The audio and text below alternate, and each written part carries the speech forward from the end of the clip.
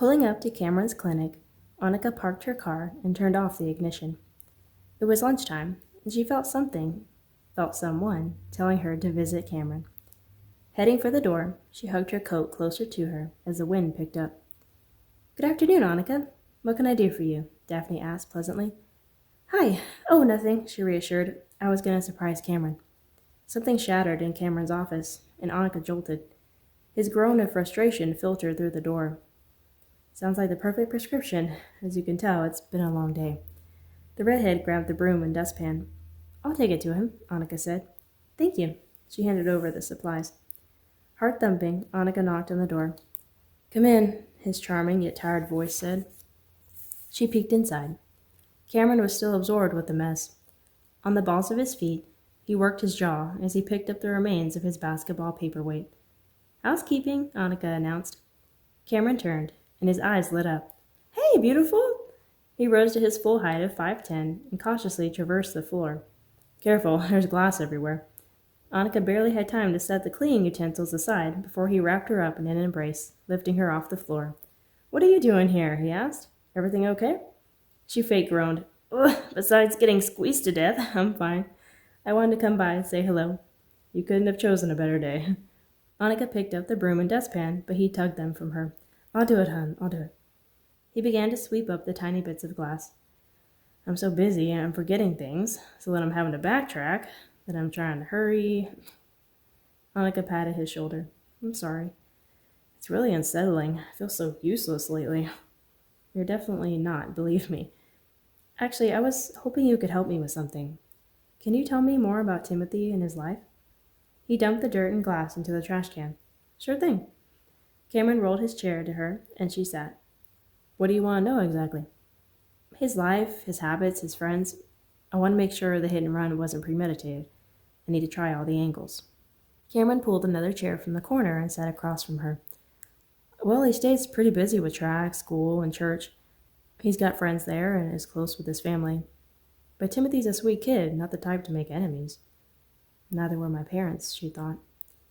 As far as I know, only people who knew about his appointment would have been his family. Besides, aren't most hit and runs accidental? She nodded, not even bothering to write anything down. "I thought you were thinking Celia was the one responsible," he said. "I was, but then Detective Harrison told me her car hadn't been repaired recently. But I don't know. She still seems like she's carrying this burden, like she's hiding something." Sighing, Annika ran her hands down her face. "I don't want her to be responsible for what happened, but—" Cameron smiled sympathetically. "I'm going to see her for lunch today, so please pray for me. I'd like to figure out what's going on with her, but really, I just want her to be happy. Help her see how much God loves her." "I know the feeling. Don't lose heart, okay? I've heard it said that witnessing for Christ is like the sun rising. It's slow, gradual, and gentle, but impossible to go unnoticed." "I like that." Cameron stood, signaling her to do the same. "So, can I take you to lunch?" he asked. "I don't have another appointment until 1:45. "Well, I'd love to, but like I said, I'm meeting Celia for lunch." "When'd you say that?" Her eyebrows furrowed. "Like 10 seconds ago?" Cameron's eyes widened, and he exhaled, shaking his head at himself. "Wow, sorry." She touched his arm. "Cameron, are you all right?" Yeah, just not paying attention, I guess." Pulling her close, he kissed her forehead. "Thanks for stopping by. I needed it." "Anytime." She started to leave, feeling torn. "And about lunch, rain check?" He smiled softly. "You bet." Waving goodbye, Annika left, whispering a prayer from the bottom of her heart. "Please help Cameron slow down, Lord. He's pushing himself too hard." Opening the large glass door, Patrick spotted his friend. "Mark." Standing in the lobby of the bank, Mark turned. "Hey, Patrick, how's it going?" He gave his hand a hearty shake. No hard feelings, apparently, Patrick thought. "Hey, I just wanted to come by and—" Patrick took his arm and guided him away from the others. "I wanted to apologize for yesterday, suspecting you of stealing from me." "Oh, yeah. Thanks, man. It's all right. I get it. That is a lot of money. And I am over there pretty often." He grinned, but it faded. "Hey, speaking of that, is everything okay? With you and Celia? No. Patrick swallowed the tension in his throat. It's complicated. So she took like 20 grand? Really? When Patrick nodded, he whistled. Wow. I'm sorry, man. That's weird. That's not like her at all. I can't believe she'd do something like that. Neither could I. Mark looked concerned. For her. She's not in any kind of trouble, is she? She is with me. Patrick raked a hand through his hair. No, she took the money to help one of those random causes I was telling you about. But we talked it out, and she's going to pay me back. Should be smooth sailing from here. It better be, he thought. That's good. I'm glad. And listen, if you need a loan or anything, let me know. I'd be happy to help where I can. He patted Mark's arm. Thanks, but it was only my savings. I'll manage. Besides, I want Celia to fully learn from her consequences. If I'm short on cash, that means I can't splurge on her. Right? Mark chuckled. An attractive young woman in stiletto heels approached them. Excuse me, Mark, your 12:30 is here. Patrick caught her eye and gave her a wink. She blushed. Thanks, Andy. Mark looked back at Patrick. Duty calls. Right, I'll see you. Patrick lifted a hand in farewell. Hey, you doing anything tonight? He asked, hand in pocket. Mark shrugged. No? What's up? You want to come by? He grinned. Lose at pool? Mark laughed. Why not? Her purse bouncing with every step, Annika strode through the food court. She picked up her pace, hating the fact she was late. Traffic had been horrendous on the freeway, and was just as bad in the mall considering all the people, shopping bags, and strollers she had to bypass. Celia sat at a table, shoulders slumped, posture sagging. A baggy white jacket and a pair of gray sweatpants hugged her slim frame. Odd? Usually, Celia dressed like she was going to a luncheon with business executives. Why was she clothed in something that offered comfort and security? Shrugging, Annika decided to be positive. Maybe she was misreading the signs. Maybe Celia wanted to be comfy today. Greeting her, Annika sat, giving Celia's wrist a squeeze. Grimacing, Celia pulled back. Oh, sorry, did I hurt you? Celia rubbed her arm lightly. No, I'm okay. She played with a few strands of hair, but kept them in her face. Glancing at the wraps Celia had ordered for them, Annika cleared her throat. Maybe she could cheer her up with some good news. Oh, Celia, I've been meaning to tell you, again, thank you so much for your donation. Thank you for letting me be a part of it. I wish you could have been there. The Kime family was so grateful, in tears. Celia blanched. What's wrong? She let out a shaky breath. Annika, I'm really, really sorry, but I was going to ask you for that money back. All of it. Oh, I'm sorry, but it's gone. I already gave it to hospital administration.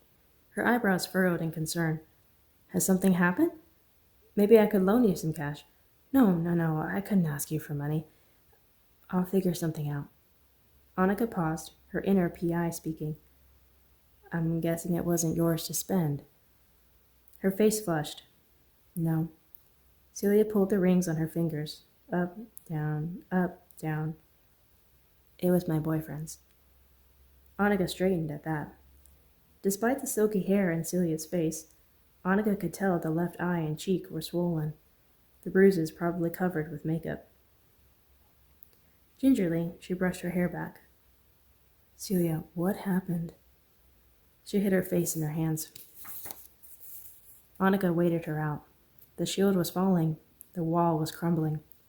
Slowly, she removed her jacket, revealing the bruises underneath. A mixture and swirling of purple and red splotched her forearms. Annika gasped. Who did this to you? Patrick? Not receiving an answer to that question meant yes. You've got to go to the police, press charges, Annika insisted. No, I can't. Celia, you cannot stay with someone who treats you like this. I deserved it, though. I stole from him. That doesn't matter. No one deserves to be treated like this, for any reason. Annika was on fire. It is not your fault, Celia. Your only fault is in allowing this to continue. Celia pressed her lips together, eyes wet. He's all I have, Annika. No, all you have is God, and he is more than enough.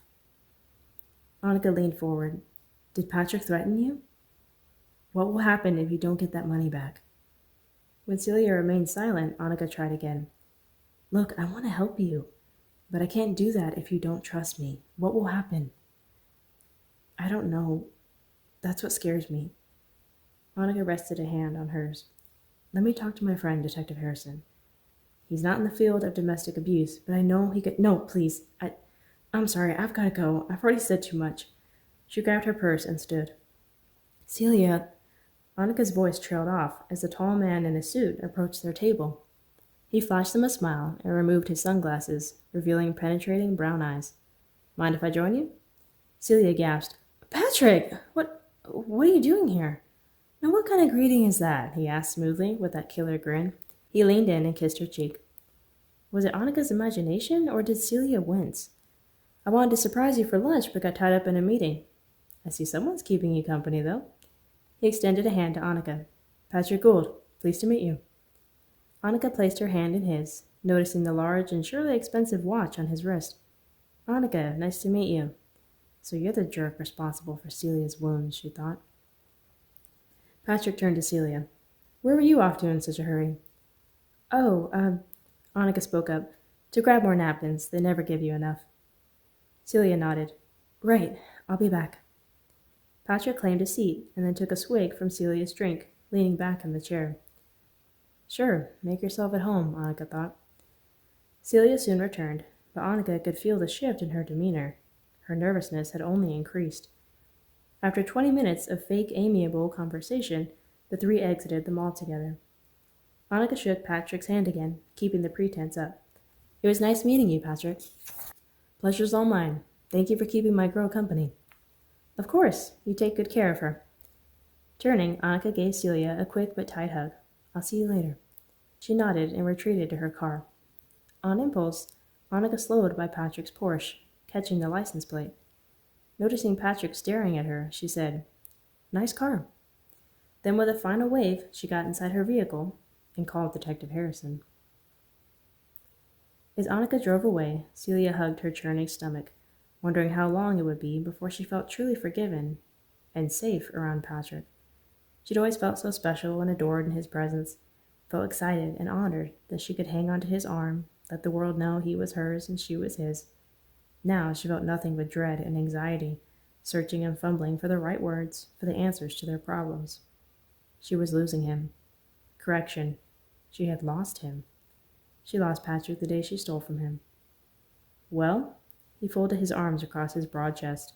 Verdict says? Celia pursed her lips. She already gave it to hospital administration. He exhaled. You're not lying to me? I promise. She touched his arm, feeling tight muscles underneath the suit jacket. One last sigh of disappointment, of resentment. All right. I need to think of something else then. I'll call you when I'm finished at the office. We'll figure something out. She nodded uncertainly. Turning away, he got behind the wheel and pulled out, leaving her without a kiss, an embrace, a wink, or even a smile. Not like she deserved any of that. That evening, Celia stood in Patrick's living room, stiff as a statue, while he grew more agitated and incensed by the second. He paced about the living room. You're sure she didn't just pocket the cash? Of course I'm sure, she answered. Annika would never do something like that. How do you know? She squared her shoulders. She's a Christian. She wouldn't steal. And she's a PI, so she upholds... She slapped a hand over her mouth. What did you say? Her face grew hot, fear pumping through her veins. His voice rose a few decibels. She's a PI? Are you kidding me? Why don't you take me to jail now, Celia? It'd be faster. Well, I'm sure she doesn't suspect. Then why was she looking at my car earlier? Examining the front. He marched over to her, shouting in her face. She's a private investigator, Celia, and you're all buddy-buddy best friends with her? Could you be any more stupid? She shielded herself, cringing, bracing for what was coming. The blows and strikes that would bruise far longer on her heart than they would on her skin. But he only resumed his pacing, kicking something across the room. Minutes passed with him pudging his fist into his palm, walking, thinking. Celia had given up trying to explain herself. Patrick slowed to a stop. All right, we're going to have to forget about the money. It's coming out of your pocket. I don't care how long it takes. but now we've got bigger issues. He started to dig through her purse and eventually pulled out her phone. Come here. She stared at him. I'm not going to hurt you. Come here. With the speed of a sloth, she moved toward him. Remember Mark's parents' boathouse? You remember how to get there? Yes. Why? He handed her the phone. Text your friend, Annika. Give her directions how to get there. Tell her you need to talk with her tonight. But why? I mean, I really don't feel comfortable over there, and you're not the one going. What? Just do as you're told. Text her. This will solve all our problems. Trust me. Sensing her hesitancy, his expression changed, softened. Look, Cece, I'm still willing to take you back. If you do this one simple thing for me. He moved toward her, reaching out to gently hold her by the arms. She backed away. You want me to lure her there? What are you going to do, threaten her? Kill her? She was half kidding, but when she saw the look in his eye, the room tilted. It's nothing personal, nothing against her. But she's a loose end that needs to be taken care of. Right now, the stakes are higher. I'm counting on you to make this right. How can you say that? You're willing to kill a stranger? An innocent girl just to ensure you don't do jail time? Back came the aggression. Back came the fire in his eyes. Celia, I am not going to jail because of your stupid mistake, because of your big mouth. Text her now. She shook her head and took a step back. No. Slap. She crumpled to the floor. Do you want to go down this road again? He hovered over her shaking frame. If you don't do this, our relationship is not only over, but our lives are. We can't let her tell the cops anything. Let her tell the cops. I won't live a lie anymore. I'm tired of running, of hiding. So that's it. After everything we've been through together, nothing for me. You're going to let some stupid girl ruin our lives. You're going to let one incident destroy everything we had together. And you're perfectly fine with the possibility of going to jail. She didn't move, didn't look at him. We deserve it. We need to do the right thing. Scoffing, he snatched her phone off the carpet and rose, jamming the buttons. What are you doing? She asked. He kept tapping away, jaw tight. She pushed herself to her feet, inching closer. Patrick, shut up. He slipped the phone into his pocket. Then he looked at her, disapproval, disgust in his eyes. The same eyes that used to make her feel like the most special girl in the world. But now, she hardly recognized him. I don't know what I ever saw in you. She blinked, but the blow hadn't hurt. It barely grazed her emotions. It was as if everything he had done for her, all the time they had shared together, was beginning to melt away. The moment the word kill entered the conversation, her love for him began to wilt. But what was his plan? How could he carry out the deed if she didn't call Annika like he wanted? Unless... Celia's mind whirled. The breath left her lungs, realization slapping her harder than he ever could. Patrick had used her phone to text Annika to go to the boathouse. He was going to get rid of Annika, one way or another, using Celia's phone, Celia's name. Shaking his head, he went to the door and grabbed his jacket. Patrick, stop! She raced toward him and gripped his shoulder. Please, she's no threat to you. He laughed. You're forgetting that I know you, Celia. You talk too much. With her being a PI, I can't take any chances. He ripped free of her hold. It's nothing personal, sweetie. No, you can't do this. I won't let you hurt her. She blocked the door, but he yanked her out of the way. Desperate, she grabbed his arms, trying to wrap him up, keep him from making a horrid mistake. Deep down, she knew she had no strength to stop him, but she couldn't stand by when one of the few friends she had was in danger. Why hadn't she listened to Annika? Why hadn't she trusted her, confessed? Why had she ever trusted Patrick? She should have gone to the police the day they hit Timothy. But the best thing Celia could do right now was pray, because the last thing she felt was Patrick's fist crashing into her cheek, and the last thing she saw was a roll of duct tape in his hands.